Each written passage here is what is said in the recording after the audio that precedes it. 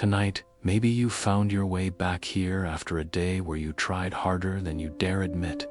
You did everything you were supposed to, checked each task off the list, lived up to every expectation. Yet, the moment you lie down, the only thing refusing to rest is your mind. Your thoughts begin to circle. Did I do enough? Why isn't anything moving forward? Maybe I'm just not good enough. While all of that spins inside you, your body wants nothing more than sleep, but your heart stays on high alert. No one sees it. No one hears that soft, constant noise inside your head, except you, and somehow accidentally, but also perfectly timed you, step into this small corner of quiet, a dim, gentle space where whispers weigh less than pressure, and stories feel lighter than advice. Welcome to lucid dream, sleep, and science. Stories. This is where sleepless nights are softened and looked at with a kinder pair of eyes, where the science of sleep, the workings of the mind, and old philosophies are woven into slow stories for adults. For those who've been tired long enough to understand that sometimes what we need is not motivation, but a safe place to finally let go. Here, we are not here to fix you. We don't push positivity, and we won't ask you to be stronger. We simply sit with you in a darkness that feels just right, sharing the things you may not have had the space to say out loud all day. Some nights, we'll walk through pages of Stoic philosophy, the soft echoes of Marcus Aurelius, and minds that once learned how to stay still in the middle of storms. On other nights, we'll drift along the secret rhythms of the brain, the breath, the pull of sleep, things science tries to explain, while the heart simply wants to feel. And in all of these layers of words, there is no judgment, no should, no must, no pressure to become a better version of yourself before dawn. There's just a small journey from where you're sitting now to a place where you can close your eyes without bracing yourself against the world. Every story begins from the exhaustion you're carrying, and slowly, gently, we move inward, not to change your entire life in one night, but to understand one small piece of yourself, the one that has been enduring quietly, trying so hard without anyone noticing. In the stillness of night, some thoughts don't need advice, they only need to be heard. In that place, we look back together, not to change the world, but to understand ourselves a little more. And if you're ready, we'll let tonight's journey begin softly, with this breath, with this single moment where you allow yourself to pause, until there is only one thing left, being here, fully, with the story waiting for you just ahead. Tonight's journey doesn't begin with anything grand. It begins with an ordinary evening, just like the hundreds you've lived through.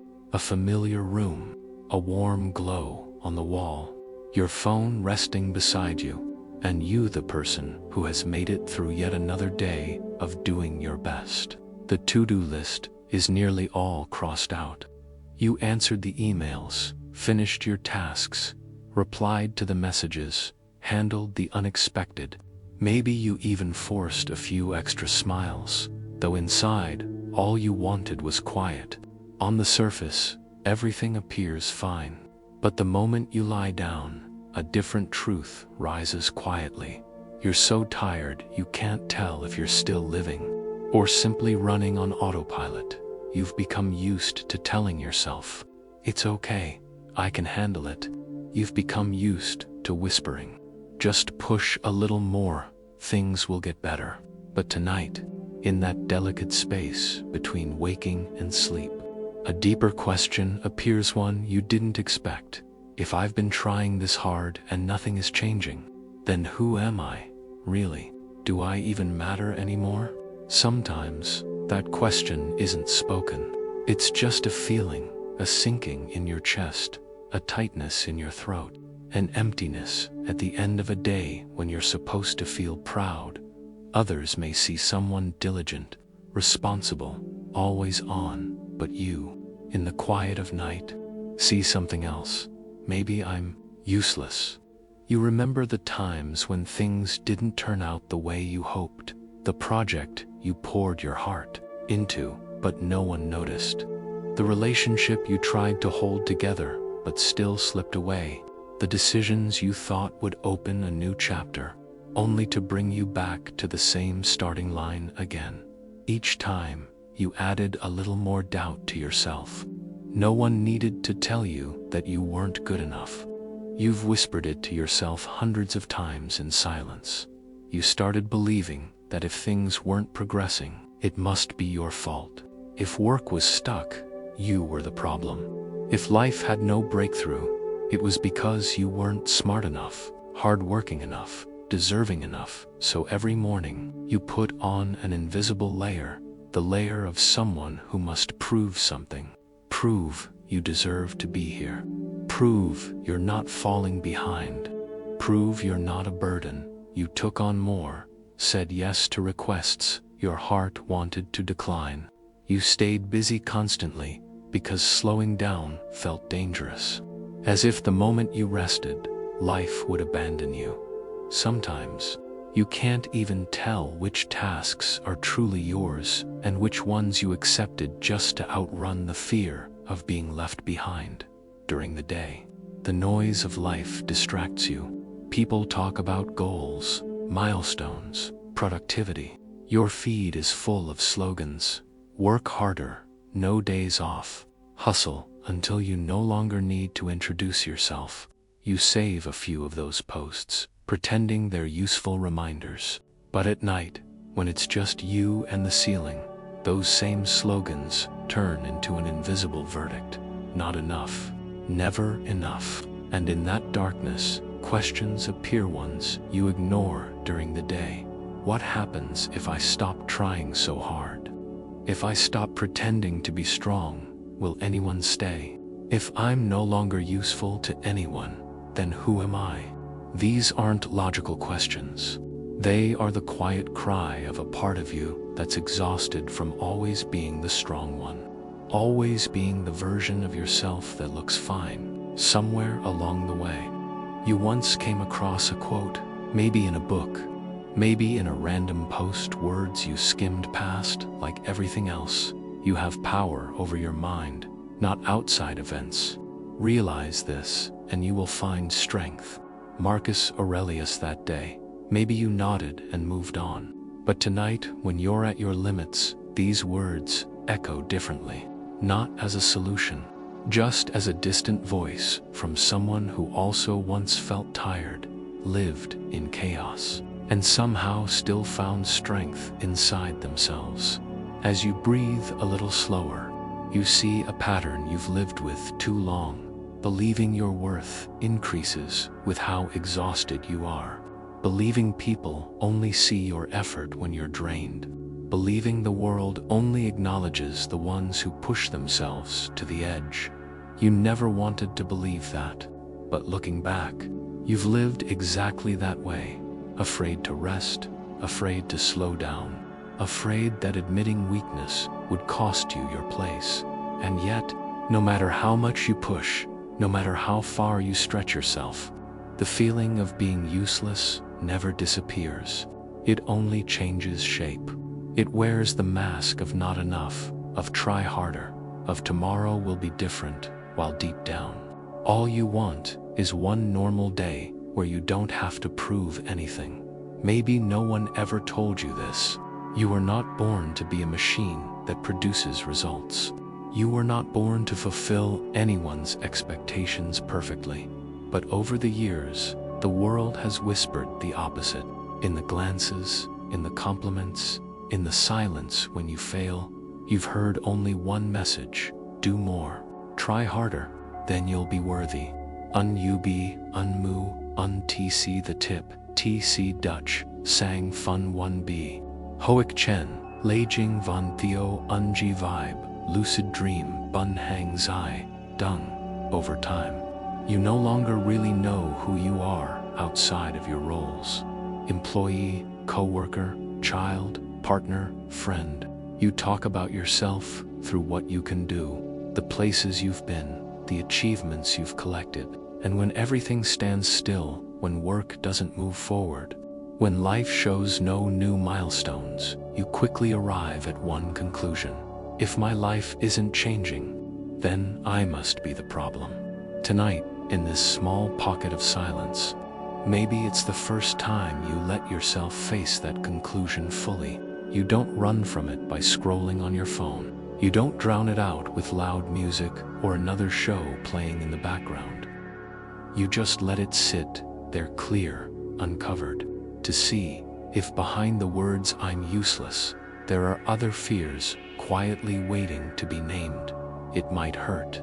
It might sting your eyes. It might make you feel so small that all you want is to disappear from every schedule, every responsibility, every gaze.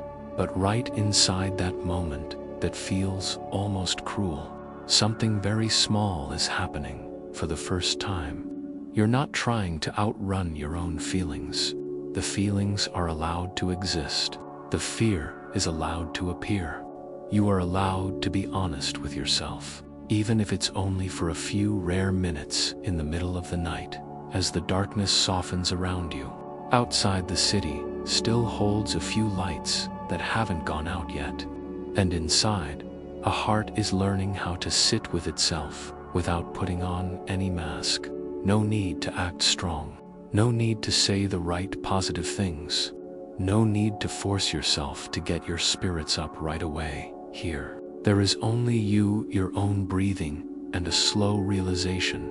Everything you've done, everything you've carried, all the years you've been holding yourself together, none of it proves that you are useless. It only proves one thing.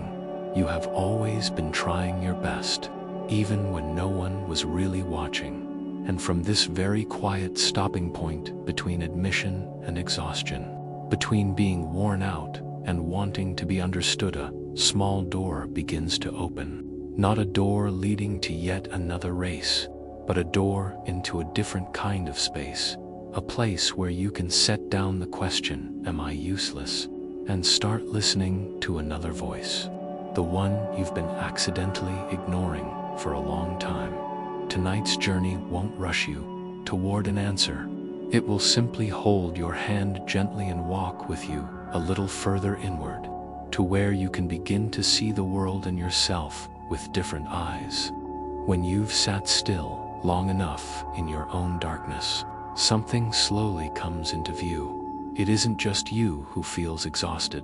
Somewhere out there, there are many other eyes also wide open in the night, also turning back and forth on a familiar bed, also carrying that strange feeling they've done so much, tried so hard, and yet inside, they still feel empty. People call it a busy life. On the surface, it sounds like something to be proud of. Being busy means being useful. Being busy means moving forward. Being busy means you're not being left behind. So we start treating a hectic schedule like proof of our worth, like a ticket that says, "I deserve to exist here." But in the quiet of night, when there are no more meetings, no more message notifications, no more voices calling your name, another question slips in softly. If tomorrow all of this disappeared, if there were no deadlines, no one asking for help, would I still know who I am? The thought passes quickly, but it leaves a strange aftertaste, because somewhere deep down, you know that for a long time, you've equated "I am in motion" with "I am living a meaningful life." During the day, everything lines up like a chain of tasks. Finish this, move to that, end this meeting, head to the next. You move constantly between your desk and the kitchen, between work apps and private chats. Your eyes are always fixed on something, a screen, a report, a conversation. Your mind is always clinging to something, so it doesn't have to face being empty from the outside. You look like someone on the rise, never stopping, never pausing, never slowing down. But in those rare breaks, when you lean back in your chair, Maybe you've had a fleeting thought, I'm not even sure where I'm going anymore. I only know that if I stop, I'll feel really scared. Scared of what? Exactly, you're not sure. Scared of being left behind. Scared people will think you're lazy. Scared of being alone with the questions you've avoided for so long. Or scared that an empty space will open up and you won't know what to put there. Somewhere in that stream of thoughts, there's a thin mist. The mist of beliefs you absorbed, slowly, quietly, unintentionally. Little phrases that seemed harmless, just grind through it now. Later, you'll be fine. Keep yourself busy so you don't overthink. Nowadays, if you don't work hard, you'll get left behind. They cling to you like the smell of your clothes after a long day you don't remember when it started. But they're there, woven into every decision. Slowly, you stop just wanting to do well. You feel like you must always do more. You stop just wanting to grow. You feel like you must always be at least as good as everyone else. Every time you can't keep up, a small voice whispers, "See, you're not good enough." If you were truly good, things would be different by now. Somewhere in another time, there were other minds sitting with similar questions. Epictetus once wrote, "Men are disturbed not by things, but by the views which they take of them." Maybe the first time you read that, it sounded like distant, abstract philosophy. But tonight, if you let that sentence sit next to your exhaustion, you might begin to see something small but important. It isn't your job, your schedule, or the things that haven't happened yet that are wearing you down the most. It's the way you look at yourself through all of those things. When a plan fails, you don't just note, "This plan didn't work." You add, "I'm incompetent," when someone leaves. You don't just accept, "We've gone our separate ways." You carve deeper into your mind, "I wasn't good enough to make them stay." When life doesn't move the way you imagined, you don't just think, "Maybe this path isn't the right fit." You declare, "Maybe I'm worthless." Piece by piece, each event in your life stops being just an event. It becomes evidence, a case file against who you are. You're no longer just disappointed with outcomes. You're disappointed with yourself as a whole, and to erase that disappointment, you do the only thing you know. You try harder, you take on more work, learn more skills, accept more invitations, shoulder more roles. Every time you do, the anxiety eases just a bit. You're busy again, which means you once more have a reason to exist. But at night, when everything has to switch off, when there is nothing left to use as a shield, that empty space returns wider than before. There are nights when you quietly ask yourself, if one day I stopped pushing, if one day I had nothing left to prove, would anyone still stay? Just thinking that makes your chest tighten, because deep inside lies a very old fear. The fear of being abandoned. The fear that if you're not special, if you have nothing impressive to offer, nothing for others to praise, you'll simply become invisible, and so even tired. You keep dragging one day into the next, like an overstuffed suitcase, because you don't dare try what it feels like to walk with empty hands in a world that constantly glorifies never stopping.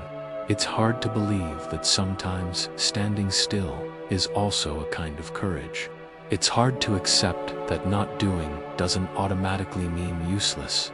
Even harder to believe that your value does not live in your exhaustion. But sometimes, the hardest things to believe become clearest in the dark, when there are no stage lights, no polite encouragements, no numbers to compare. You start to see your life as it truly is, a person who has been running for a very long time without really knowing why, only knowing they're terrified of feeling left behind. You might recall a very specific moment you saw someone succeed. Achieve something you've been longing for. Your first feeling wasn't exactly happiness for them. It was a wave underneath. I'm losing. And to catch up, you threw yourself into yet another cycle. Not because you truly wanted what you were doing, but because you were scared of that feeling of being less than. In the dim light of night, those motivations start to look different. They're no longer the glossy kind of inspiration you see on posters. They look more like invisible cords wrapped around your chest, making it hard to breathe whenever you think about the idea of stopping. Maybe, somewhere in you, a small doubt has started to grow. Is there really no other way to live besides always running faster, doing more, holding on longer? Or is this just the only way you've ever known how to survive? Marcus Aurelius once wrote, "Nowhere can man find a quieter or more untroubled retreat than in his own soul." Tran, Cung, Cuabou ma, Euthos words. If you only skim them, might sound like some abstract notion, a distant philosophical concept. But if you place them in the middle of your busy life, they suddenly turn into a very practical question. Since when did you stop treating your own soul as a place of refuge and start turning it into a battlefield where you judge, criticize, and punish yourself every single day? Every time you don't get what you hoped for, you're not just tired, you put yourself on trial. Every time you're slower than someone else, you're not just sad, you quietly insult yourself. Every time you want to rest, you don't just hesitate, you ask yourself, am I becoming useless? In a world where discipline is often praised as the cure for every insecurity, you've accidentally confused discipline with fear. Discipline is choosing to repeat what is good for you, even when no one is watching, even when no one claps. Fear is different. Fear pushes you to act, not because you respect yourself, but because you're scared that if you stop, you'll lose the right to take up space from the outside. They can look the same, staying up late to finish something, waking up early so you're never late, pushing just a bit more. But inside, the feeling is completely different. Discipline carries a certain quiet. Fear is loud, even when it makes no sound. It whispers all day, all night. If you slow down even a little, you're done. If you look closely, you'll see you've lived with that whisper for so long that you've mistaken it for a natural part of your thinking. You can't even remember the last time you did something simply because you wanted to, and not because you were afraid of what kind of person you'd become if you did in single quotes tonight. In this small space, something very small is happening. You're learning to give names to things that, for so long, have only existed as a vague heaviness in your chest. You're looking straight at the truth that you've been equating effort with self-worth. You've believed that if you're not constantly pushing yourself to the point of exhaustion, then you don't deserve anything good. And maybe, only when you dare to admit that, a narrow opening appears for another possibility.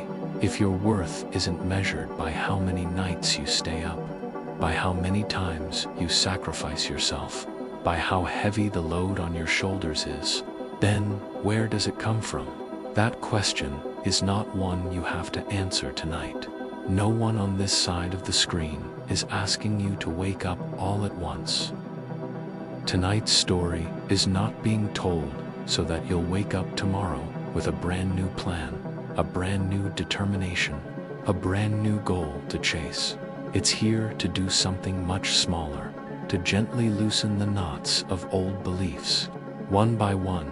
Don't to let you see that you're not crazy for feeling exhausted, even when you haven't done anything big yet. To help you understand that your tiredness is not proof of your weakness. It might simply be proof that you've been carrying far too many things that were never really yours to carry in the middle stretch of this journey.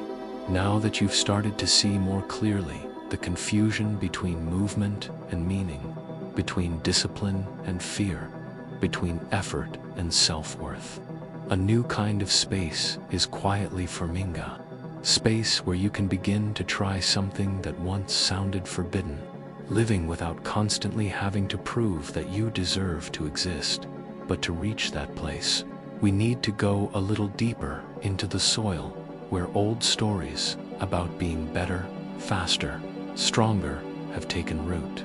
And it's there that the voices of minds from centuries ago, the Marcus Aureliuses, the philosophers, the analysts, are waiting to whisper something very different from what the noisy world repeats to you every day.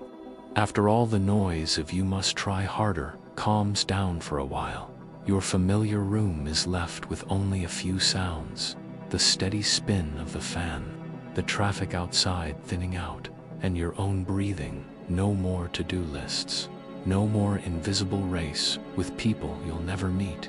Just one person who has suddenly realized they've been busy for too long without knowing where they were going. In that tired space, what appears isn't a new plan, and it isn't a rallying cry like, "Starting tomorrow, I'll live differently." It arrives much more gently. Sometimes it's just a line you once scrolled past somewhere, now floating back up from memory, as if someone quietly opened a door to let an old echo step into your present room. Maybe one evening, you accidentally open an old book. The pages are yellowed, a few hurried underlines from a time in your life when you still believed that thinking right would fix everything. As your finger traces a faded line, it isn't just paper touching skin, it feels like another hand from far away, long ago, lightly touching a part of you that you yourself have forgotten. You pause at a sentence. Marcus Aurelius once wrote, "Very little is needed to make a happy life. It is all within yourself, in your way of thinking." Back then, you might have scoffed. Easy to say, harder to live. But tonight, when you look back at the story of your exhaustion, those words are no longer an empty motivational quote. They feel more like a small mirror held up right to the place you've avoided looking at for so long. You've tried to change everything outside your job, your goals, your pace of life, but rarely stopped to see, how is it that things are actually moving inside you? You've gotten used to thinking, if I work harder, have more discipline, become better, my life will change. But you almost never ask, if I keep looking at myself with these harsh eyes, will any change ever feel like enough?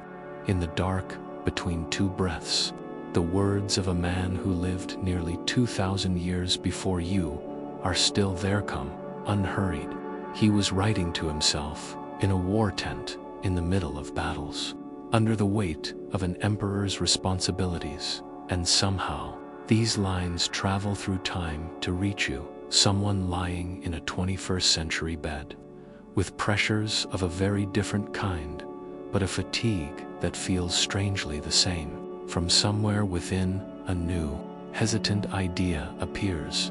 If people who lived with more chaos than I do, carrying heavier burdens than mine, could still find a quiet place inside themselves, then maybe the problem isn't whether I've tried hard enough, but the way I've been looking at everything. That thought isn't loud. It doesn't dismiss your effort, and it doesn't say that everything you've done so far is wrong. It simply opens up another path next to the only road you've ever believed in, that the only way to change your life is to push harder. You remember all the times you gripped the steering wheel of your life, trying to force it to follow the exact route you'd mapped out. You must advance like this. You must love like that. You must live in a way that, on the outside, looks fine. Every time life swerved off that track, you fell back onto the same conclusion. It's because I'm not good enough. And to fix that, you tightened your grip one more notch. But some things only slip away faster, the harder. You squeeze a relationship that used to feel so beautiful, a an opportunity that once seemed like the perfect time, perfect place, a version of yourself you were sure you would become. The more you tried to hold on, the more exhausted you grew. The more you clung, the more your hands hurt. On some other night, you might have seen this line somewhere and forgotten it. Carl Jung once wrote, "I am not what happened to me. I am what I choose to become." Placed next to your obsession with all the things that didn't happen in your life, those words suddenly feel strange. Up until now, you've measured yourself mostly by what has or hasn't happened: your job, your income, your relationships, your milestones.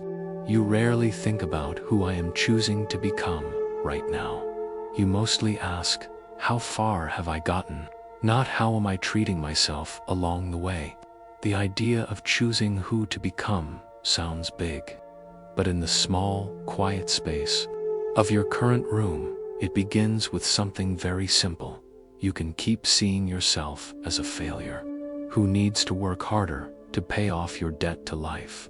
Or you can begin to see yourself as a human being ordinary, who has done the best they could with what they had, and is now learning to understand themselves more kindly. Between those two ways of seeing, the outside world might look exactly the same, but the inner world, where you judge, condemn, or accept yourself, moves in completely different directions, somewhere in the shared memory of humanity. Philosophers have been speaking about this for a very long time. Socrates once said, "An unexamined life is not worth living." That sentence is not a verdict condemning those who haven't looked within yet. It's more like a reminder: if you just run, just stay busy, just keep pushing, and never pause to ask, whose ideas am I actually living by, then there's a good chance you're living inside a story you didn't write yourself. Suddenly, you think about all the things that have been driving you up to this point: the offhand comparisons from family, the surprised looks when you were slower than your peers, the praise that only came when you achieved something. Over time, all of that has collected into invisible lines of text. If you're not excellent, you'll be left behind. If you're not doing well, you won't be chosen. If you don't push harder, you don't deserve what you want. You've carried those lines through every stage of your life without realizing that they're not absolute truths, just stories someone told from their own perspective in their own circumstances. But because you've heard them so many times, they've become the voice in your head every time you consider stopping. Meanwhile, far away, in a time with no social media, no modern deadlines, a man once wrote, Marcus Aurelius said, "The happiness of your life depends upon the quality of your thoughts." If we were to translate those words into something your heart can truly understand tonight, it might sound like this: your life is not only shaped by what happens to you, but by the sentences you say to yourself after each thing happens. You cannot control every event, but you can, at least slowly, over time, learn to notice when you're placing all the blame on yourself, when you're judging your entire being just because one outcome did not go the way you wanted. Maybe it's time to admit this.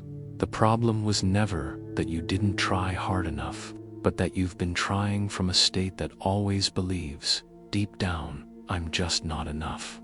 Effort born from the fear of being left behind is a very exhausting kind of effort. It's like running on a treadmill.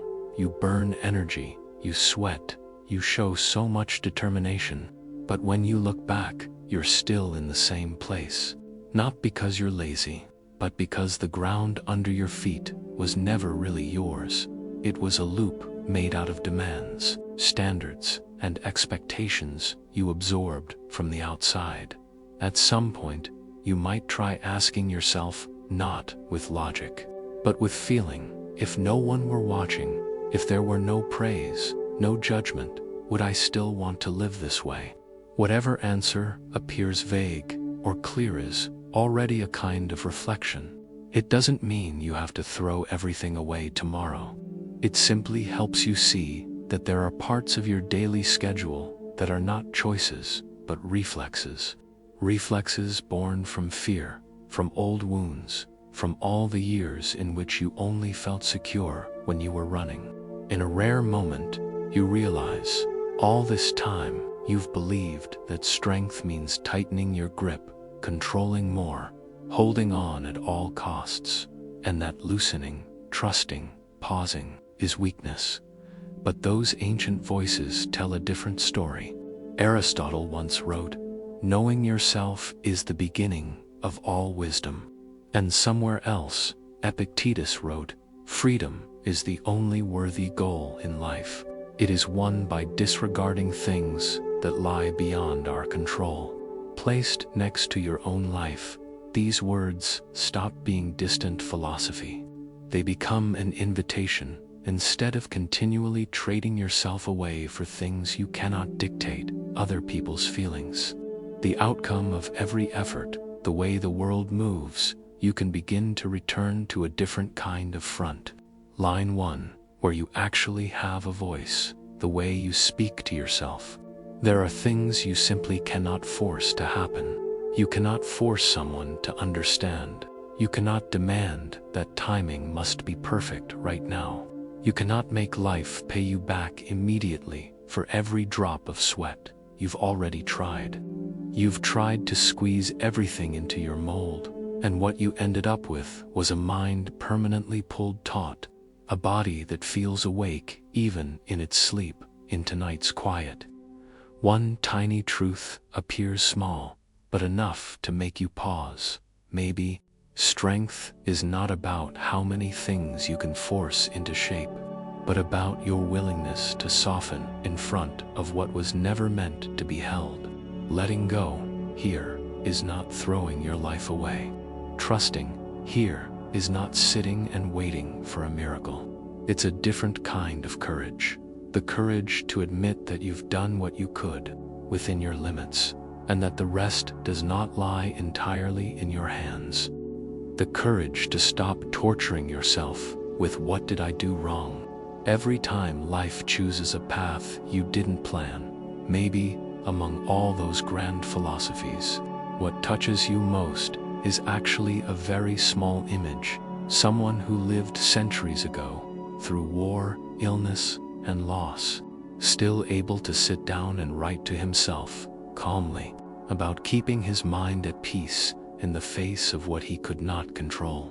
If they could find a quiet place in that kind of world, then perhaps, somewhere inside your busy life, there is also a quiet place waiting to be rediscovered. Not the quiet of abandoning everything and disappearing, but the quiet of no longer beating yourself up every time life doesn't bend to your will.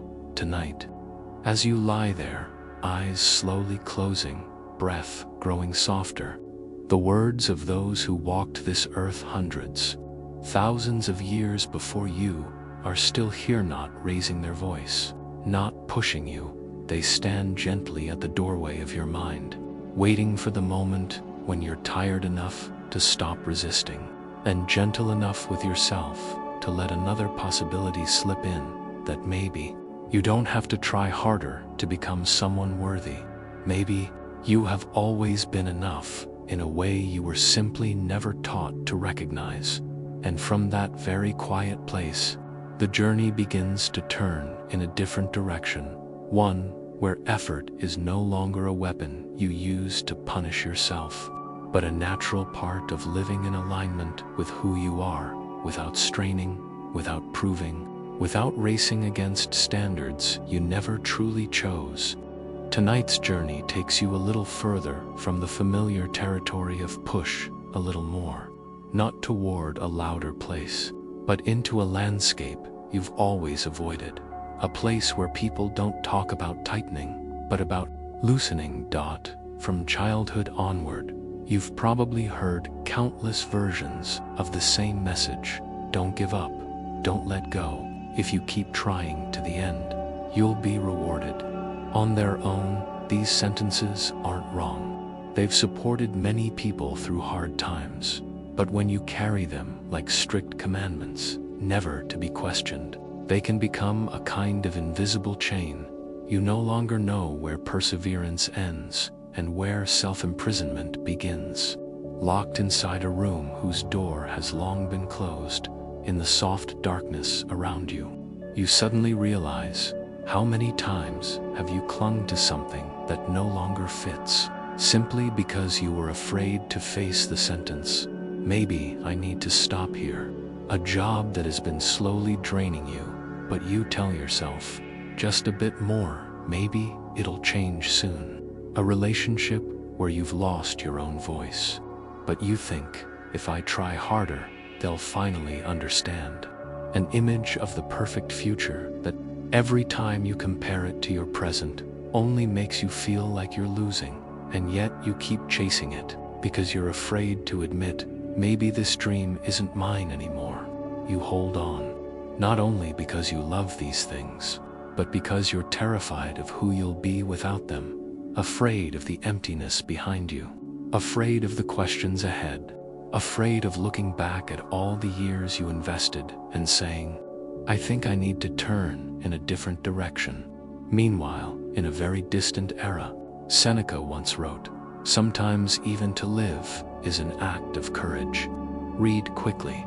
You might think he's talking about great tragedies, but placed inside tonight, those words can mean something else. Sometimes, simply daring to live honestly with yourself, daring to admit you're tired of the old way you've been living, is already a form of courage. The courage to pull yourself out of attachments that have become habit. The courage to admit that holding on to the very end is not always the same as being strong. You lie there, listening as your heartbeat slows a little. Inside, old layers of belief begin to shift. The question, am I useless if I stop trying, slowly softens into another one, quieter but deeper. If I keep trying like this, what will be left of me at the end of the road? You won't always have an answer, but sometimes, just daring to ask a different question is already enough to change the conversation you have with yourself. You remember the times life forced you to stop, the time you were sick in bed, while your work kept piling up, the time a door you were certain had to open slammed shut. Despite all your preparation, the time the person you most wanted to walk with insisted on turning down another path. Back then, you called it all bad luck, failure. You turned on yourself, telling yourself you should have done more, better, faster, differently. But if you look more carefully, you'll also see those forced pauses later opened doors you couldn't see through the blur of your tears at the time. Some people left only to make space for kinder connections. Some opportunities vanished so that years later you could feel grateful you weren't tied to them. Some dreams didn't come true so you could finally realize you never truly wanted them. You only wanted the validation that came with reaching them. Marcus Aurelius once wrote, accept the things to which fate binds you, and love the people with whom fate brings you together, but do so with all your heart. The word accept is often mistaken for passivity, for giving up. But if you look closer, there is another layer of meaning. Acceptance here is not resignation. It is the decision to stop fighting what has already become reality, to stop torturing yourself over doors that have closed, to stop believing that if you just tried a bit harder, you could rewind time and fix every detail. Your exhaustion doesn't only come from doing a lot, it also comes from constantly fighting things that are already finished, already past, already no longer yours. You rarely allow yourself to say, okay, that's enough. You don't really believe you have the right to stop. You think stopping is a privilege reserved for people who have already made it. People like you have to keep pushing, so, at the very least, you'll have something to show when others look at you. But in tonight's stillness, there is no audience, No judges, no one keeping score of how many % you've tried. There is only you, with a body that's tired, a mind that's full, and a heart that keeps whispering something you've ignored many times. Please, stop making me prove myself. Just being allowed to breathe at my own rhythm would already feel like a luxury. Epictetus once wrote, "Freedom is the right to live as we wish, tonight." Living as you wish doesn't have to be a grand life plan. It can begin with one tiny movement inside you. Stopping the habit of telling yourself that letting go is failure. Stopping the habit of calling every ending a disgrace. Stopping the habit of using what you couldn't hold on to as a ruler to measure how worthy you are. Maybe it's time to letting go mean something else. A verb of choice. You don't let go because you're weak.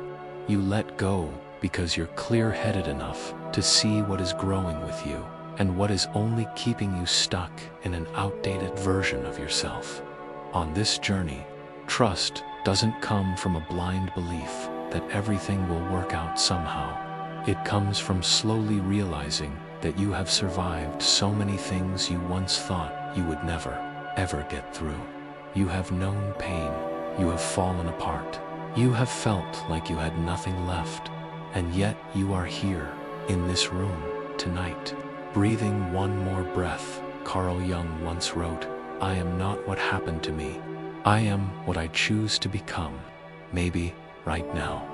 Choosing who to become is not about becoming some extraordinary, transcendent version of yourself, but simply becoming someone who dares to treat themselves more gently.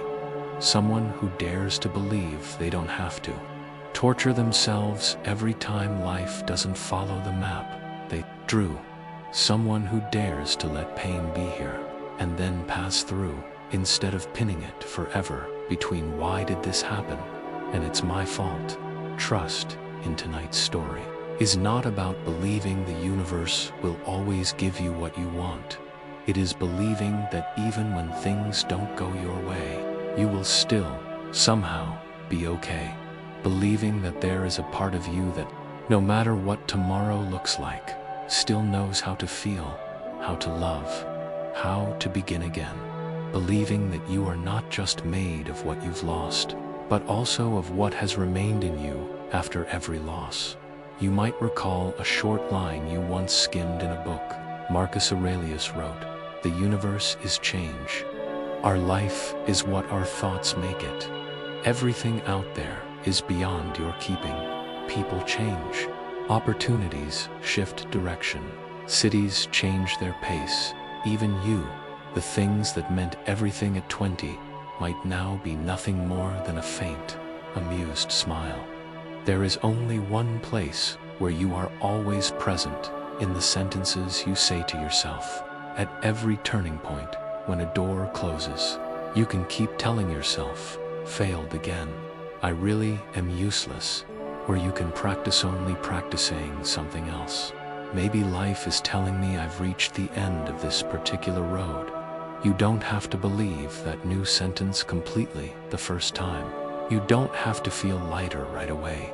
You only need to be willing to try changing the tone in your mind. From a voice that condemns to a voice that acknowledges. Between those two voices, the outside world doesn't change, but you do. Night moves on. Outside, the sound of traffic grows thinner. In your room, the screen has dimmed, leaving only soft outlines in the dark. Your eyelids grow heavier, but inside, a small area begins to glow. A small space filled with different questions, different possibilities, different ways of looking at the same life. Asterisk. No one here is forcing you to practice letting go as some kind of assignment. No one is demanding that you immediately leave what you have now. Tonight's journey only invites you to do one small thing. To try facing yourself without holding a whip in your hand. To let yourself stop in certain places, not because you've lost, but because you've reached the very end of what that thing could give you. 2. Dare to believe in just a little that letting go does not mean losing everything. There are some things you can only receive once your hands are no longer clenched. Very likely, when you wake up tomorrow, you will still go to work, still send emails, still continue your daily responsibilities. Life doesn't change color in a single night, but somewhere beneath the repeated tasks, a quiet current has already shifted. You no longer see yourself as useless just because life isn't moving according to your plans.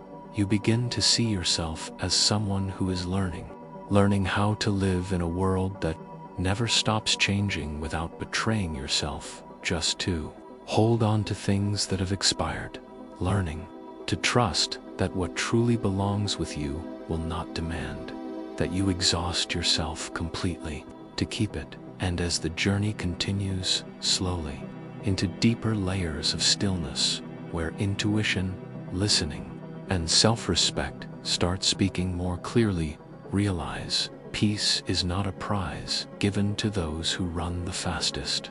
It is the home you can return to the moment you stop forcing yourself to prove anything at all.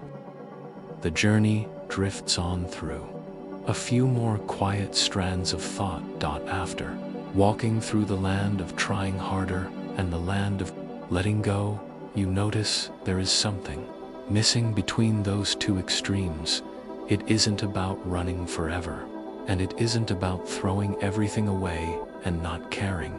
Between holding on and throwing away, between clinging and releasing, there is another skill almost no one teaches you: the skill of simply being with yourself. At first glance, it sounds like the simplest thing. Do nothing. Just sit. Just breathe. Just let yourself be yourself. But for many people, including you, that's the hardest thing of all. You've gotten used to using activity to drown out the noise in your head.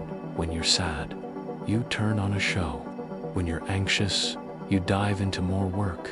When you're lonely, you scroll through countless unfamiliar faces, just so you don't have to hear yourself calling your own name. So when the world's sounds fade, when your room is lit only by a soft, dim light, you realize your mind has never truly learned what being still means. Even in the moments you label as rest, listening to music, scrolling, watching something, inside there is still a constant current: comparison, worry, calculation, self-questioning. Tonight, the journey invites you into a different kind of space, a space where you don't have to do anything to deserve your own breath. You lie there, back against the mattress, hands resting loosely, impressions of the day appearing like scattered frames. A comment someone made that bothered you, an email you didn't answer as fully as you'd like, a task you didn't complete as perfectly as you hoped. All of them rush forward at once, competing for your attention, each demanding to be fixed right now. But instead of following your usual reflex, analyzing, planning, thinking about what I need to do tomorrow, tonight you try something different. You simply watch. Without fixing, you let each image pass like a cloud, not chasing, not gripping, not arguing with any of them. The child inside you, the part you constantly drag along, ordering it to grow up faster, suddenly gets to sit down next to you, here, in this room. Not to do homework, not to take another test, just to be here at some point. A sentence you once saw in a book steps quietly into the room. Carl Jung once wrote, "Who looks outside dreams, who looks inside awakes."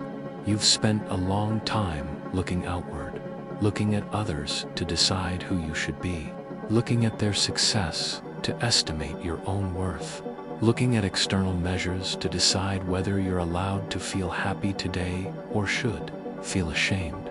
But how long has it been since you truly looked inward, not to judge, but to ask one very gentle question: how am I really feeling?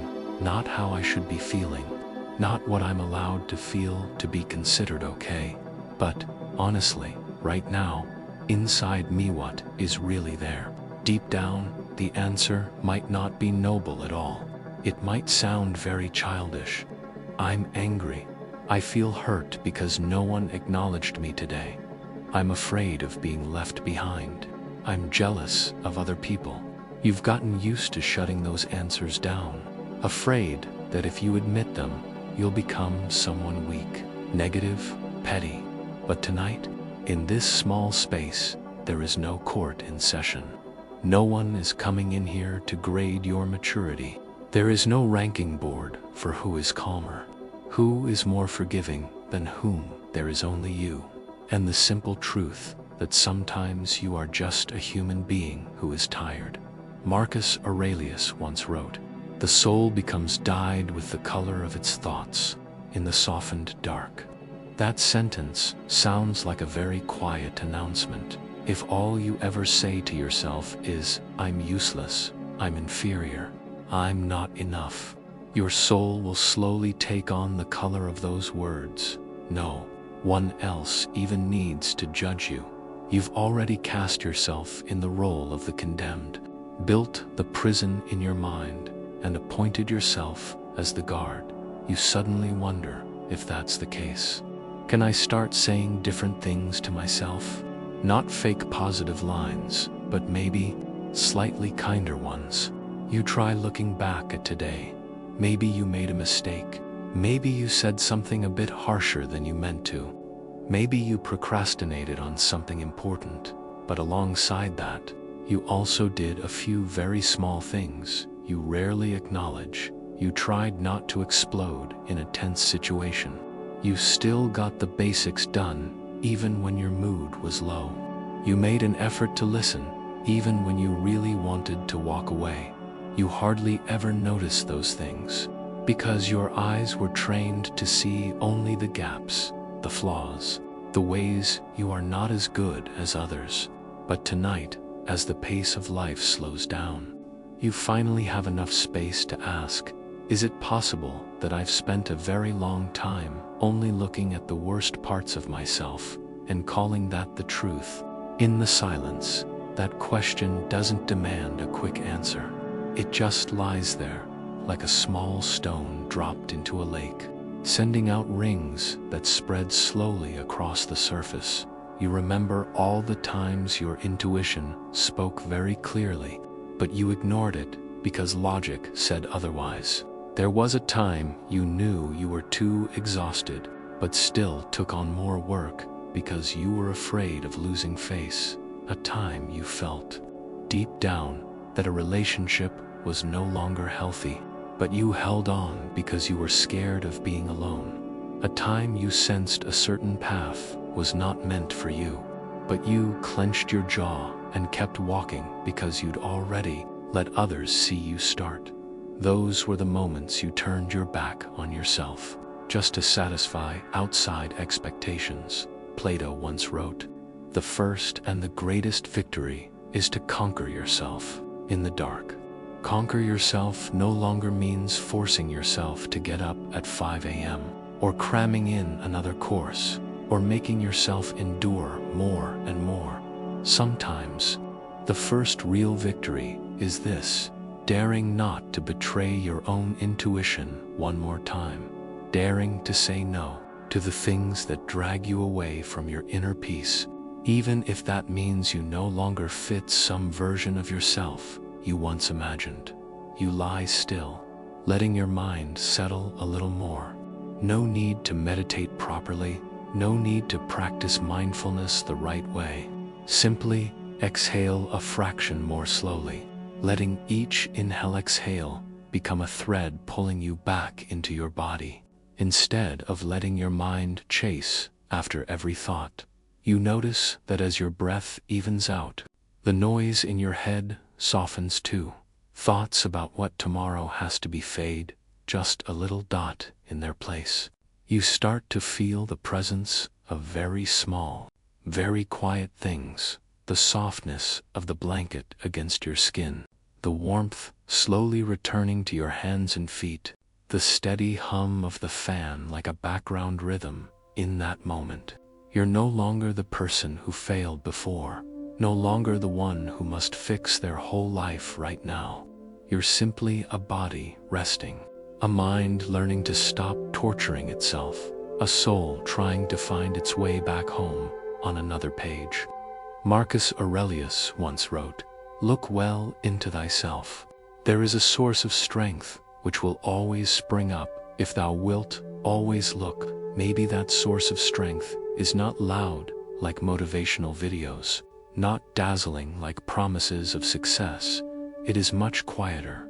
It looks like this.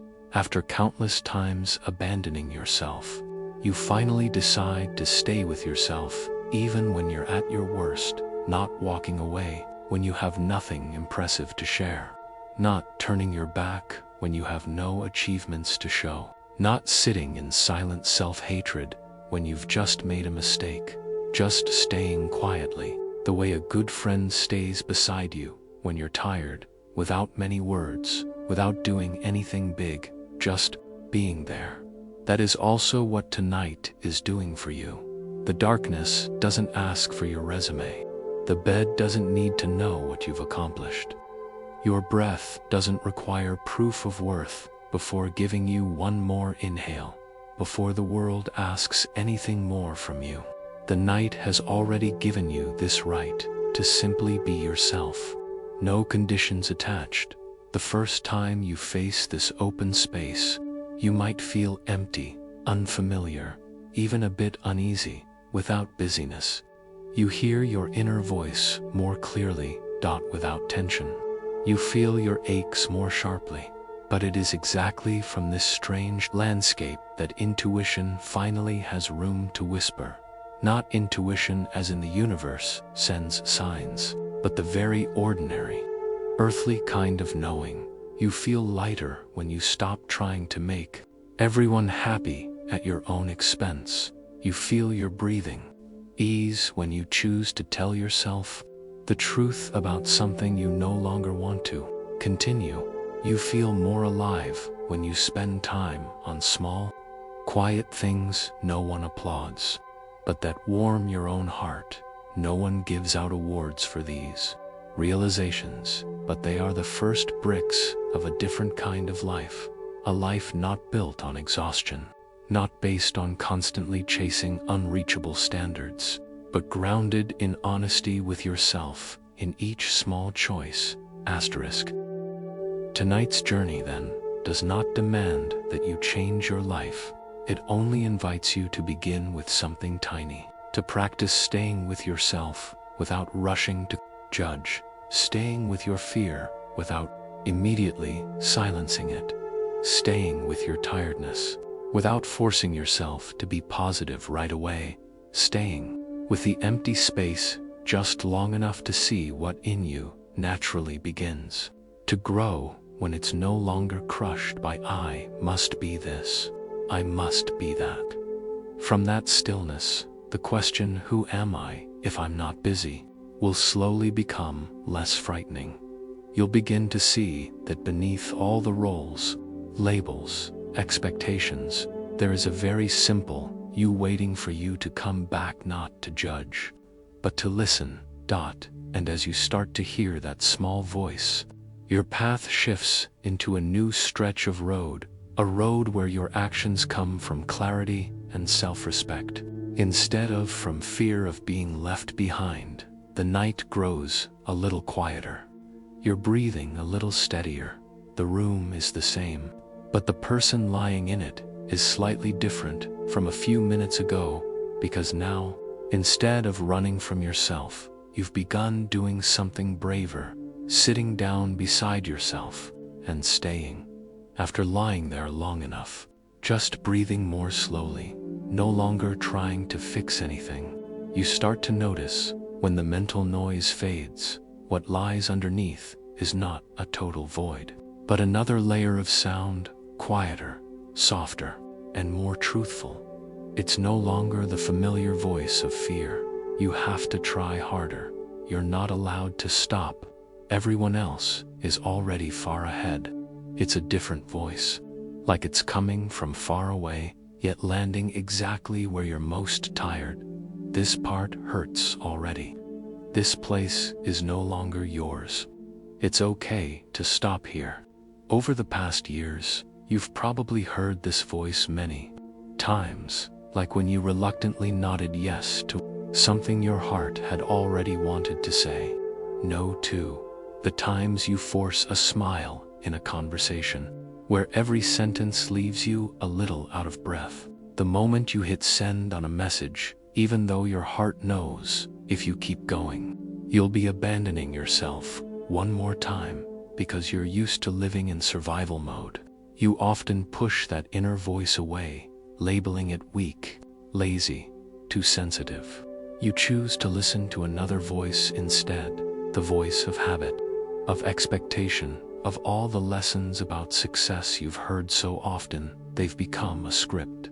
Tonight, when you let everything on the outside step back for a while, what remains isn't the slogans, but a very real feeling. Which part of you tightens when you walk into a certain space, when someone's name is mentioned, when you think about a particular path? Carl Jung once wrote, "Until you make the unconscious conscious, it will direct your life, and you will call it fate." You've often described the recurring patterns in your life as just the way I'm meant to be. Guess. That's just my fate. Must be my karma. I was probably born this way.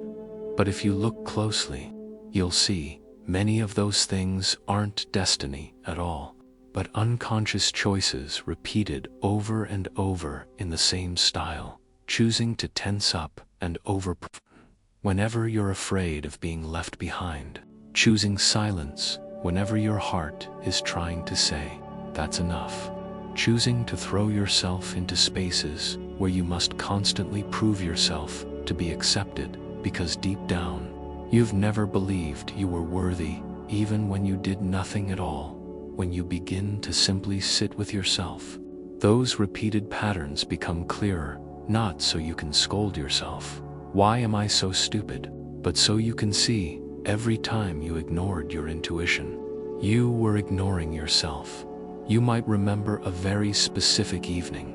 You were sitting in front of a screen, eyes burning, head heavy, but still forcing yourself to push through just a bit more.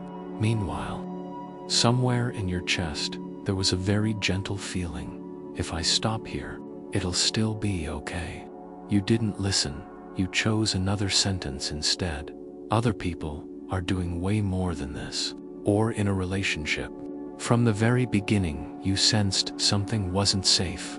There were moments your heart wanted to step back, but you kept moving forward because you were afraid of losing the chance to be loved. You didn't listen.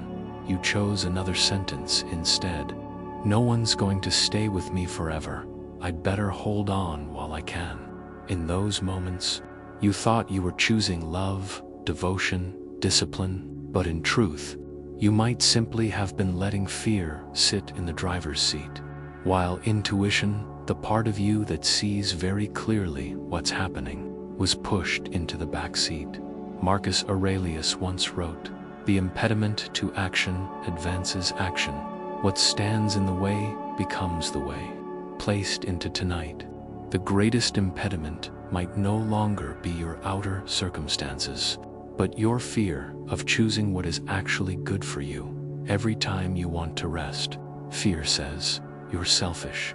Every time you want to say no, fear says, "You're going to lose everything." Every time you want to change direction, fear says, "You're ruining your life." And yet it's often exactly in the places where you feel stuck, blocked, unable to swallow another step, that a doorway into another path might be hiding. Not because you're running away, but because it's finally time to look clearly. Am I staying because I love this, or because I'm scared, because I respect myself, or because I'm afraid to be alone? Somewhere else, Epictetus wrote, "No man is free who is not master of himself."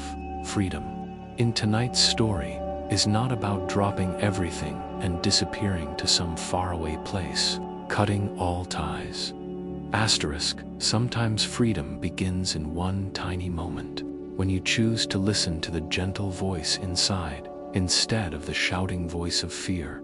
You lie there, paying closer attention. The voice of fear is usually urgent, rushed, full of "if you don't." Then, the voice of intuition is slower, uses fewer words, doesn't argue, it speaks once, then falls quiet. Next time, it speaks again, just as softly, until finally, you're so tired, you're forced to turn back and listen. Self-respect works the same way. It isn't loud. It doesn't demand you prove anything. It simply lays down quiet boundaries. This is as far as I can go. From here on, I can't keep abandoning myself anymore. You may feel a boundary in your life shifting in the past. That line was very far away. You were willing to endure almost anything just to keep the peace. Keep your image. Keep something that was already falling apart in your hands tonight. That line moves a little closer. You're beginning to ask yourself, how much more do I have to sacrifice before I'm allowed to stop? No one can answer that for you, but the fact that you dare to ask is already a step.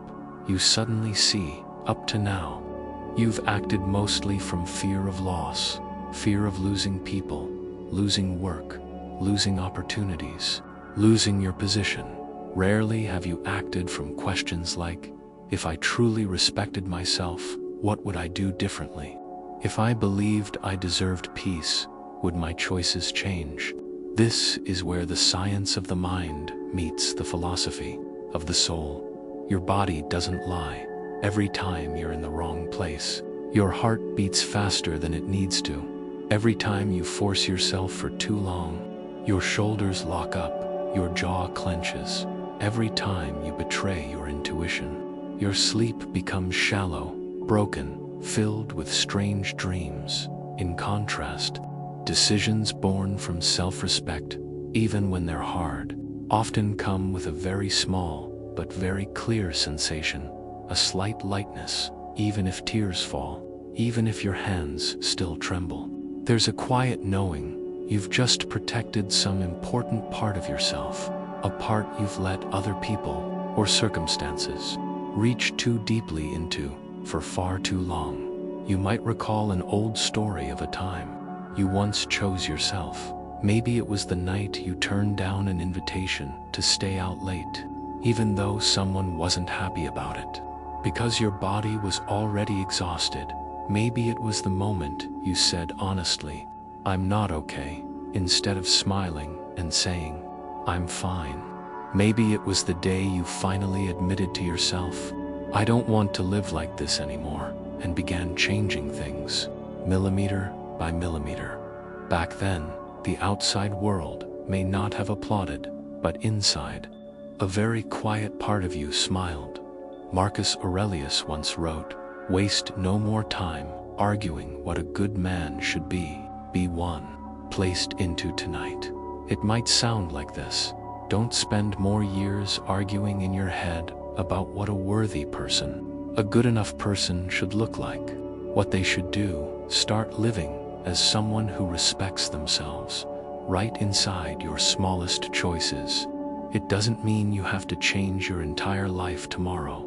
No one is demanding that you resign, leave your city, or cut ties with everything old. Those things, if they ever need to happen, will come in their own time, tonight. Perhaps there is only one thing to do. Look at each thing you are straining to hold on to, and softly say to yourself, "Am I holding this out of love or out of fear? Is this still growing with me, or is it only pulling me down?" You won't have all the answers after one round of thinking, but every time you dare to ask, another piece of the unconscious curtain is pulled a little to the side. You become less guided by old patterns, and slowly more capable of choosing instead of just reacting. In some moment between waking and sleep, you see more clearly the kind of person you truly long to become, not the flawless version on social media, but someone very ordinary who no longer has to trade themselves away just to stay in someone's life or inside some fixed storyline. That person may still work hard, but not to prove themselves, rather to contribute from a place of inner fullness. That person may still love deeply, but not by erasing themselves. Instead, by bringing their whole self into the relationship. That person may still feel fear, still worry, still have sleepless nights, but instead of immediately cursing themselves, they know how to sit down, breathe in, breathe out, and say to themselves, "I'm here." We don't need to strain any further. Carl Jung once wrote, "The privilege of a lifetime is to become who you truly are." The greatest privilege of a human life is not reaching every marker the world calls success, but slowly returning to who you really are. Nature that was never born just to strain, endure, and run, but also to feel, to be present, to live a life that does not betray your own soul. Tonight, as your eyelids grow heavier, as your thoughts blur at the edges and lose their earlier sharpness, you can let one image stay with you, the image of your future self, not flashy, not dazzling, but calm. Someone who has learned to believe this.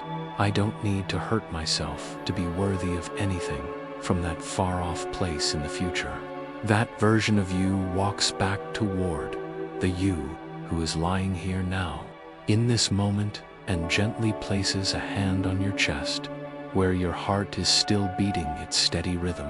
They don't say much, just whisper a sentence small enough not to wake you, but clear enough to slip into the deepest corner inside.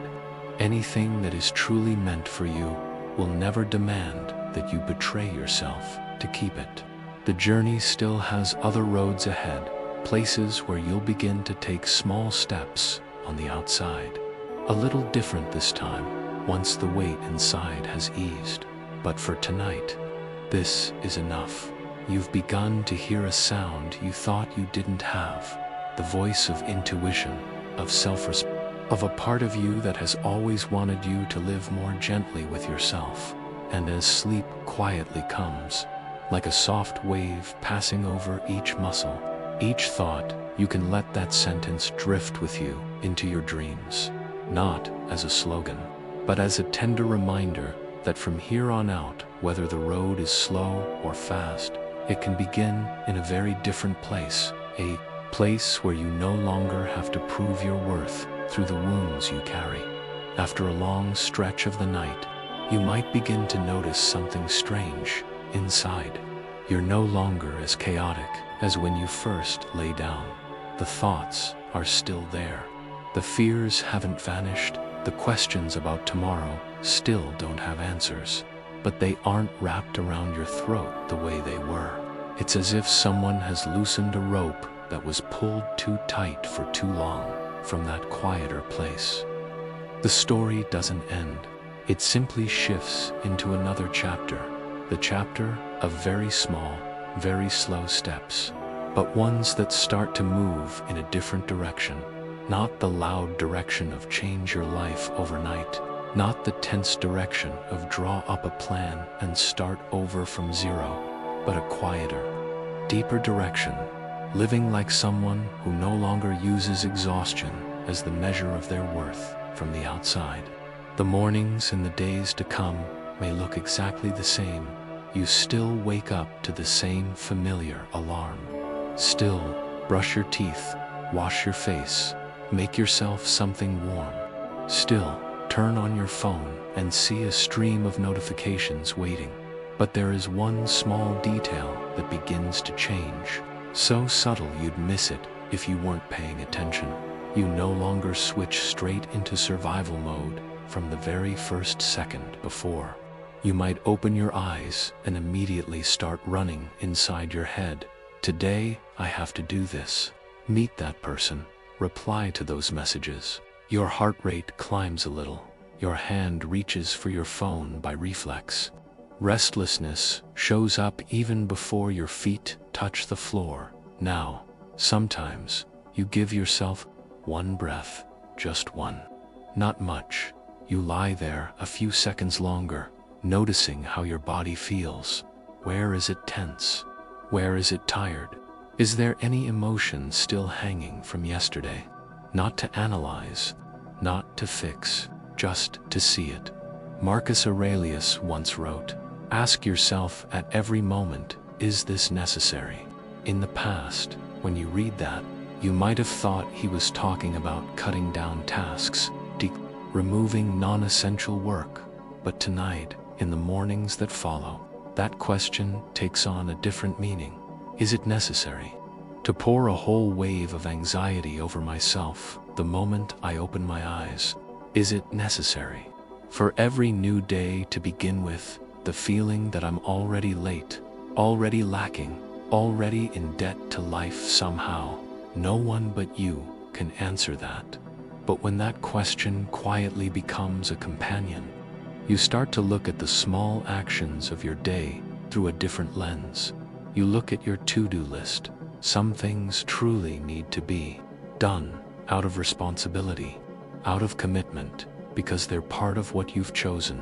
But woven among them, there may be tasks that exist there only because of fear of being judged, fear of disappointing someone, fear of looking useless if you're not constantly busy. Before, you threw everything into one basket and labeled it, things I have to do. Now, slowly, you start to tease the threads apart. Am I doing this because I genuinely want to, or because I'm afraid of being left behind? Does this meeting warm me, or does it only drain me? Is this effort born from self-respect, or from the feeling that I must pay off some debt to life? The answers aren't always pretty. Sometimes you realize that a significant part of your schedule has been built more on fear of not being enough than on what you truly value. That realization can make your heart sink a little, but that sinking is not failure. It's the moment the truth touches you, softly but deeply. Epictetus once wrote, "First, say to yourself what you would be, and then do what you have to do, before you add anything else to your life." A new question may quietly arise somewhere inside you. If I want to become someone who lives without betraying themselves, then today, where just in one small place do I need to act differently? Not everywhere. You don't have to tear everything down. Just one spot, one action, one decision. It might be so small that no one else notices, like the moment your hand is about to type, "Sure, I'll take it," for yet another task you know you don't have the energy for, and you pause for a few seconds longer than usual. Your heart beats a little faster. Fear rises. If I say no, what will they think? But right next to that, intuition whispers, this time, if you say yes again, you'll be cruel to yourself. And so, instead of the automatic, "Okay, I'll do it," you say, "I don't think I can take on more this time. I really need to finish what I already have." The words don't come out perfectly smooth. Inside, you're still shaking. Your heart still cries, "Great, now someone's going to be upset with me." But the moment you lock your screen or walk away from that conversation, you notice something strange. Your chest feels just a little lighter. No one applauds, but somewhere deeper, a part of you that's been ignored for years whispers, "Thank you for not abandoning me this time." That's a new kind of peace, very different from the feeling of winning over others. It feels more like this: you've begun to stand on your own side. Other changes may show up in places even more ordinary. Before, when you were tired, you would still push yourself to finish everything, because stopping made you feel guilty. Now, sometimes you give yourself a short break, a real one, not a pause filled immediately with your phone. You sit still for a few minutes. Look out the window, take a sip of water, feel your own presence in the room. That at first, it might feel unbearable. One part of you will scream, this is such a waste of time. Do something. But if you stay a little longer, if you don't run away, you'll notice another part, the part that began to wake up last night, is whispering, this isn't a waste. This is when you return to being a person, not just a machine powered by anxiety. Marcus Aurelius once wrote, if you are distressed by anything external, the pain is not due to the thing itself, but to your estimate of it. And this you have the power to revoke at any moment. You cannot instantly change the pace of life, change the people around you, or change all the pressures pressing in. But you can day by day, little by little, change the way you treat yourself inside those pressures. In the past, every time you made a mistake, the first things you might say to yourself were, useless. What a failure, messed it up again. Now, it's not that you stop seeing the mistake. You still look at it directly. But instead of prescribing a sentence of judgment, you can learn to say something different. Yeah, this time I didn't do well, but I understand why, and I'll adjust without having to hate myself for it. These sentences don't turn you into a positive person. They simply keep you from adding another layer of self-punishment. Every time life doesn't go the way you wanted, there will be days when the only thing you manage to do is notice that you're about to fall back into an old habit, and then slow down by a beat. You're about to say yes just to keep someone else happy. You're about to stay up late just to ease that feeling of I'm behind. You're about to get sucked into an endless comparison loop while scrolling. That moment of noticing on its own is already a form of awakening. You might not stop right away, but every time you see yourself more clearly, a millimeter of freedom opens up. Epictetus once wrote, no great thing is created suddenly. A lighter life, a life with more self-respect, is the same. It doesn't appear after one night, after listening to one story. It grows out of very small choices you make when no one is watching. Choosing to turn your phone off a little earlier so you have room to breathe. Choosing not to dismiss your own tiredness, even when no one has told you to stop. Choosing not to call yourself useless just because you didn't do as much today as you did yesterday. Each choice is a thread, slowly weaving a new way of seeing yourself. Somewhere in the middle of your still messy days, a thought begins to surface. If I truly believed I had value, even when I'm not exhausted, how would my life look different? You don't need to paint a perfect picture. Just imagine a few small details. Maybe you wouldn't say yes to certain things you know will drain you completely. Maybe you'd step out of conversations that only make you doubt yourself.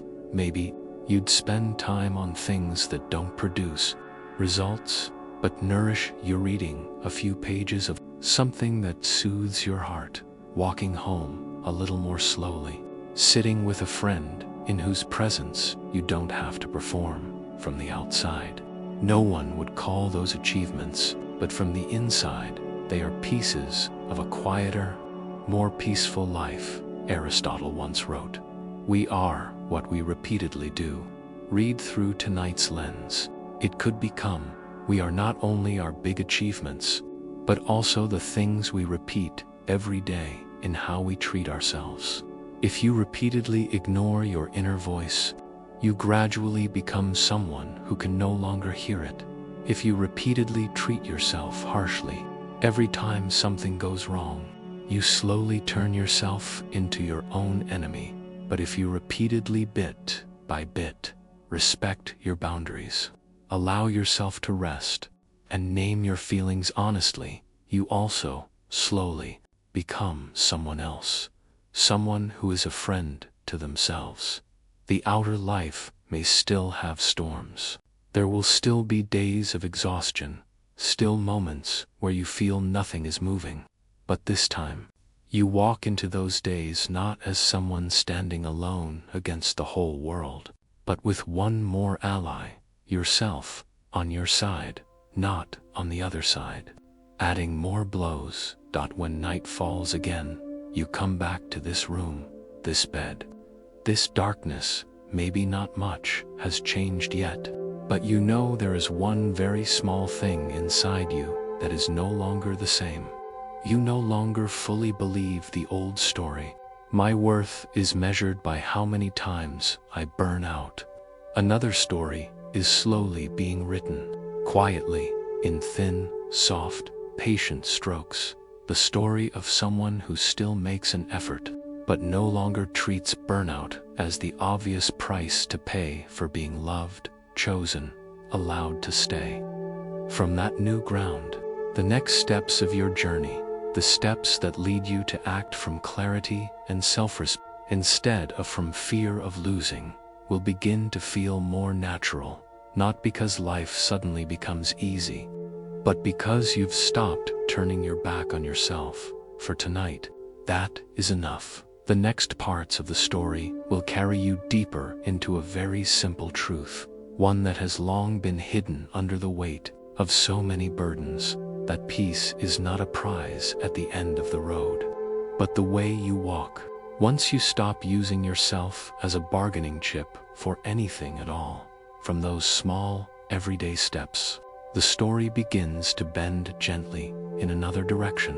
The same old activities remain: going to work, coming home, eating, resting, talking, but something is quietly changing behind every action, the reason you do them in the past.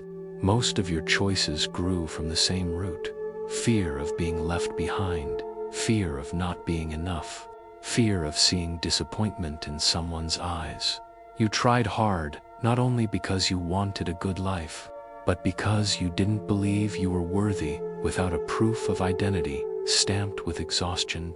Now, after giving yourself time to sit still with your own mind, to hear again the voices that were buried, you begin to look at each action in your day under a new light.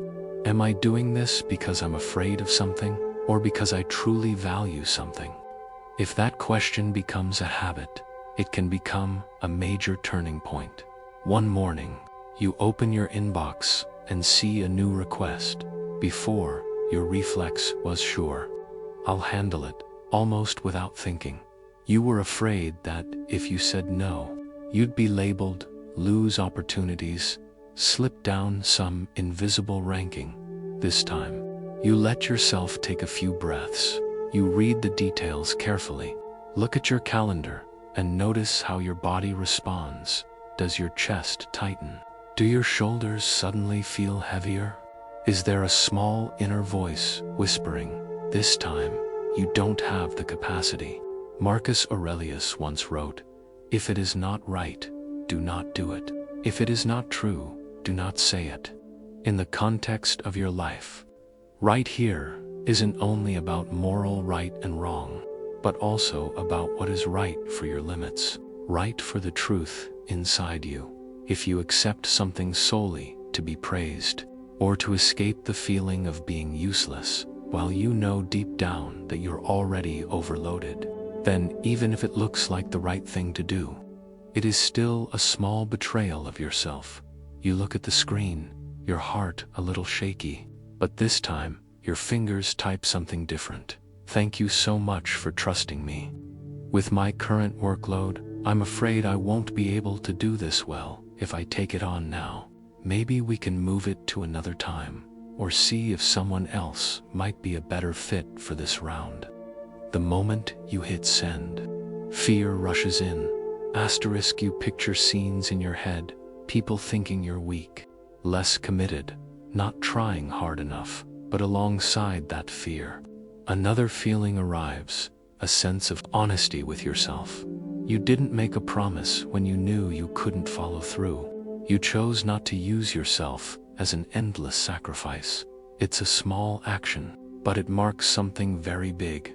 You've begun to act from self, not from fear of being judged. The same thing happens in your relationships. There have been times when you stayed far too long in a place that kept shrinking your heart. After every conversation, You felt yourself pull back a little more, doubting yourself a little more, yet you still stayed because you were afraid of being alone. Afraid people would say you were too sensitive, too demanding. Tonight, lying in this darkness, you might recall a very specific moment, a sentence that hurt, a behavior that made you feel your worth was lowered, a time you laughed it off even, though inside you were wanting to say that was too much. You stayed silent, thinking that silence meant maturity. But sometimes, silence is just another way of abandoning yourself. Carl Jung once wrote, "Shame is a sleeting emotion. Every time you swallow something to keep the peace, even when it cuts right into your deepest places, you take another bite out of your own soul with the taste of shame for not defending yourself. Shame for letting someone treat you that way. Shame for believing you don't deserve better as you begin to live more slowly. You notice some relationships only survive when you strain to become a version of yourself who feels less, needs less, and a question appears quiet but clear. If, in order to hold on to something, I have to abandon myself, am I really holding it, or is it holding me? You don't have to end anything overnight. Changes in relationships are far more complicated than flipping a switch, but simply daring to look directly at that truth is already a step. The next step might be simple. Next time someone says something that crosses your limit, you don't laugh it off. Maybe you just fall silent. Take a step back. Stop adding to the conversation. Stop forcing yourself to play along. Or sometimes, you might try saying softly, "That comment made me a little sad," not to accuse, but to stand present with your own feelings. With each small moment like that, your self-respect trains its muscles. It learns how to stand a little straighter, instead of bowing its head every time there's tension just to keep the peace. Even when you're alone, the way you act starts to change. Before, whenever you were tired, you might throw yourself into something numbing, binge watching, eating to forget, scrolling until your eyes burned. You were afraid of empty space, afraid to face the feeling that my life is stuck. Now, it's not that you suddenly become a minimalist who never watches anything, never touches social media. You simply become more conscious of why you're doing those things. You ask, am I opening this because I'm curious?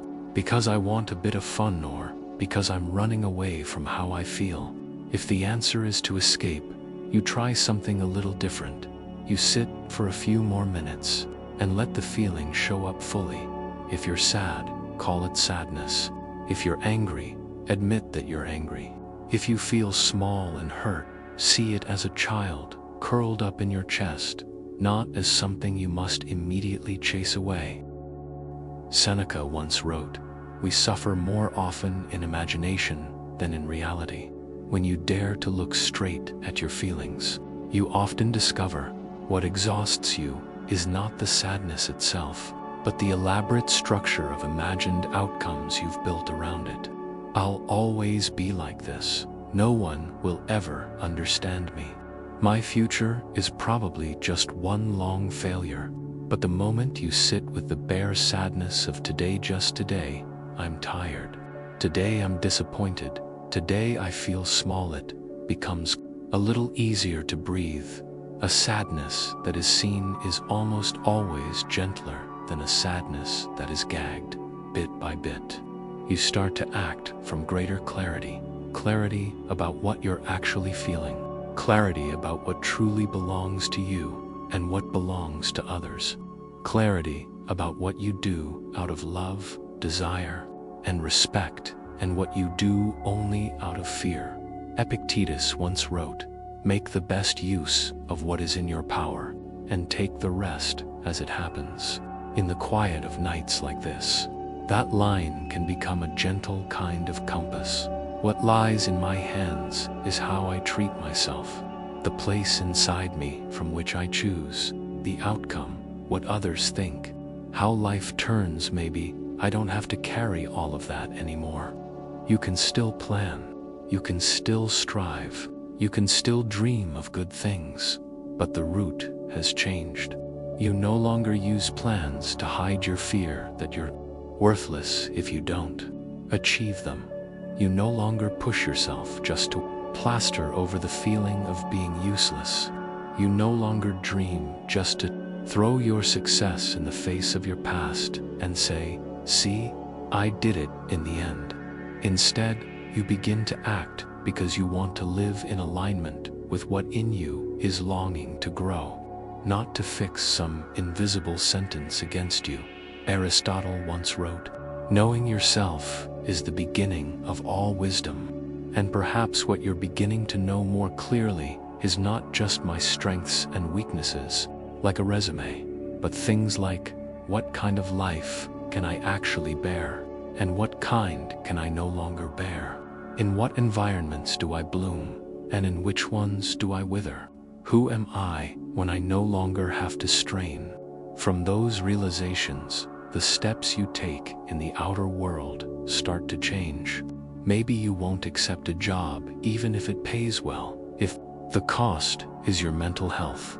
Maybe you won't stay in a relationship that looks ideal from the outside if you're always shrinking inside it. Maybe you dare to choose a slower rhythm in life, even if others don't understand, because in that rhythm you can breathe, you can sleep, you can laugh. From the outside, these choices might look like losses by conventional standards, but for someone who has lived through doing everything right and still ending up exhausted, perhaps coming back to peace with yourself is its own kind of achievement, quiet one, but a lasting one.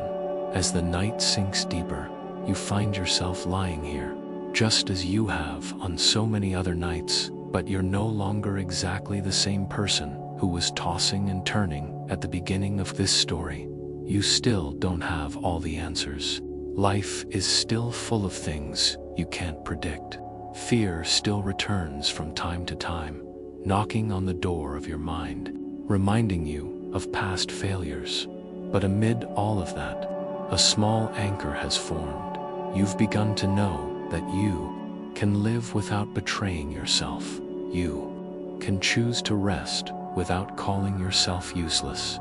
You can choose to let something go without slapping the label failure on your forehead. You can choose to move from self, not from fear of loss, and from that place, another understanding, soft but deep, is slowly drawing nearer. The understanding that anything truly meant to be yours will not require you to destroy yourself to hold on to it. But that is the story of the next stretch of road. The part where we look straight at the things you once thought you had to chase at all costs, only to realize that sometimes it's precisely when you stop running that life finally has room to bring you what is truly yours for now. As your eyelids grow heavy and your thoughts begin to blur, you only need to carry one very small thing into sleep today. Amid countless old reflexes, you had a few moments where you chose to stand on your own side, and those small choices, over time, will quietly rewrite the story of your worth, no longer tied to burnout, but to the way you treat your own heart every single day.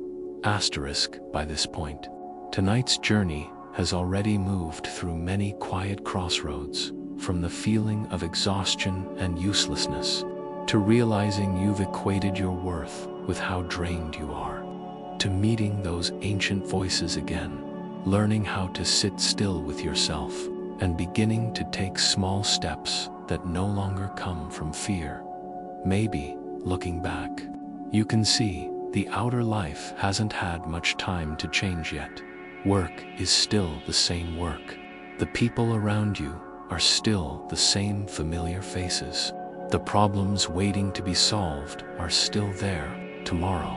But one thing has changed: the way you see yourself when nothing seems to be moving. Before, every time life stood still, you would immediately conclude, it means I'm useless. It means I'm not good enough. Now, you're beginning to see another possibility. Maybe not every slowdown is a failure. Sometimes, it's simply life saying, this is the end of this stretch of road. We're not going to keep going the old way anymore. Marcus Aurelius once wrote, the universe is change. Our life is what our thoughts make it. You cannot force the universe, life, or time to follow your personal blueprint, but you can slowly learn to think differently about those still periods, to stop treating them as proof that you're useless, and start seeing them as in-between spaces, places where you get a chance to step back and ask what you've been following, and whether it truly belongs to you, somewhere in the nights you've already lived. A very old question may have come back. If something is really meant for me, do I have to fight this hard for it? If something truly belongs with me, would it require me to destroy myself just to hold on to it? No one hands you an absolute answer, but the older you get, the more you begin to notice. The people who stay the longest are usually the ones in front of whom you don't have to strain. The work that truly sustains you doesn't just feed your bank account. It doesn't quietly erase your inner life. The most accurate turns in your path often came when you allowed yourself to stop, not when you were running the hardest. Seneca once wrote, true happiness is to enjoy the present without anxious dependence on the future. Placed into your life, it might mean this: happiness is not only found in the day you finally achieve something, but also in how you live the days when you haven't achieved anything yet, the empty-handed days, the discouraged days, the days where your only real task is, don't abandon yourself. You've spent many years chasing a feeling, the feeling of being recognized, being chosen, being worthy. You thought, if I push harder, if I do more, if I grit my teeth a little longer, then one day, surely, life will pay me back. But life doesn't always pay, according to human math. There are efforts you may never see rewarded in the way you had hoped. There are wounds whose apologies never arrive from the people who caused them. There are years of straining that, when you look back, leave you with one clear realization: you lost yourself more than you lost anything else. Carl Jung once wrote, I am not what happened to me. I am what I choose to become. You are not only the sum of what has happened, not only missed opportunities, closed doors, and attempts that never led anywhere. Here, in this night, you're standing at a different kind of crossroads. You get to choose who you become from what has already happened. You can choose to become someone who believes, because I was abandoned, I have to stay on guard forever so no one dares leave me again. *Orsla. Bit by bit, you can choose to become someone who looks back and says, because I've been abandoned, I know exactly how much it hurts, and I will no longer abandon myself in any form. From that choice, everything starts to shift. You no longer treat burnout as a badge of honor. You no longer need to be exhausted to feel deserving. You begin to cherish the days when nothing is moving, because those are the days when you can finally hear your own heart again.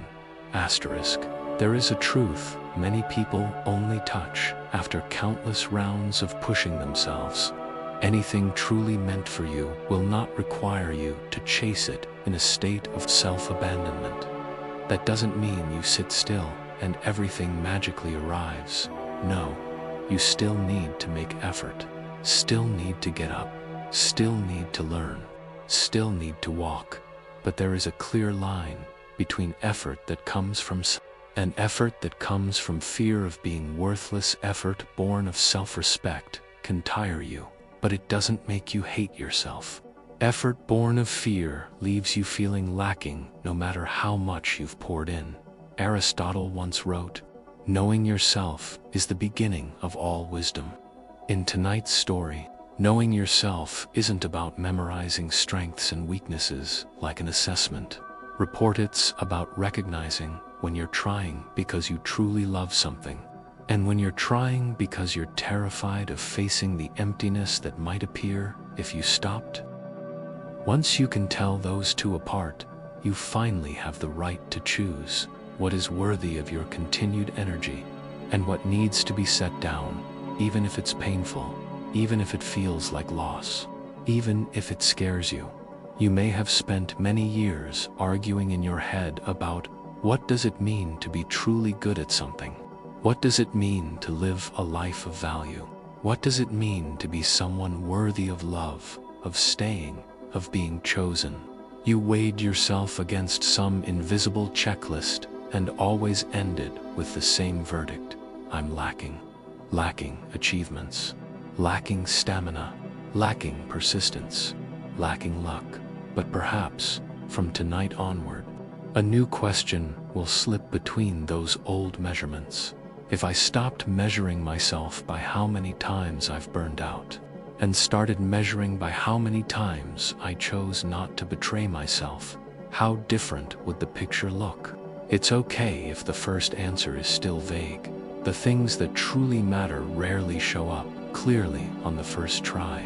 They come like small waves, again and again, each time a little more, until one day you quietly admit, oh, so that's what it is. There is a concept touched by both philosophy and the science of sleep: your baseline state of peace. Not peace because you've solved every problem.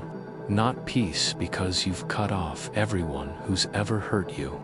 Not peace because your bank account is full and your future guaranteed. But a much simpler peace. The peace that comes from no longer fighting with yourself. Marcus Aurelius once wrote, "You have power over your mind, not outside events. Realize this, and you will find strength." The strength you've been looking for all this time may not be in how much control you can exert over the external world, but in the moment you realize you have the right to stop. You have the right to say enough to what is draining you dry. You have the right to live a life where pain is not your main proof of worth.